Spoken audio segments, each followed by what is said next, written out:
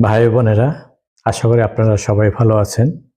এই সরকার এবং তার চেলাচামুন্ডা সমন্বয়ক নামের এইসব অবাঞ্ছিত ছাত্র কিংবা বিভিন্ন বয়সী লোকজন বিএনপিকেও রাজনীতি থেকে মাইনাস করার জন্য মাঠে নেমেছে।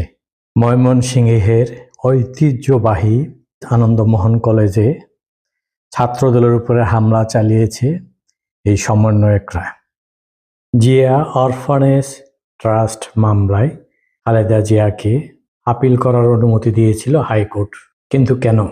এর আগে আমরা দেখেছি ডক্টর ইউনূসের মামলাগুলো কি দ্রুত গতিতে নিষ্পন্ন করা হয়েছে এবং তিনি কর ফাঁকির মামলা থেকেও রকেটের গতিতে মুক্তি পেয়েছেন।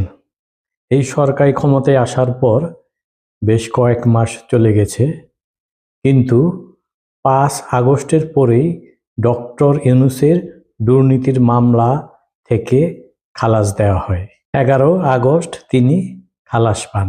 কিন্তু বেগম খালেদা জিয়া সহ তারেক জিয়ার মামলাগুলো ঝুলিয়ে রাখা হয়েছে। গ্রামীণ তহবিলের কল্যাণ ট্রাস্ট থেকে টাকা মেরে খাওয়া ডক্টর ইউনূসের মামলা প্রত্যাহার করতে সময় নেওয়া হয় না। বিএনপিকে চাপে রাখার জন্য এই ধরনের কৌশল নিয়েছে এই সরকার, যাতে বিএনপি এবং আওয়ামী লীগ এই দুটি দল আগামীতে ক্ষমতায় আসতে না পারে, সেজন্যও কিন্তু বিভিন্ন ধরনের কর্মকাণ্ড চালিয়ে যাচ্ছে।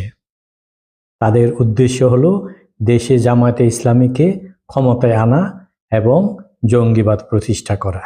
এছাড়াও 650 কোটি কর ফাঁকির মামলা থেকেও তিনি রেহাই নেন, তাকে আর কর দিতে হয়নি।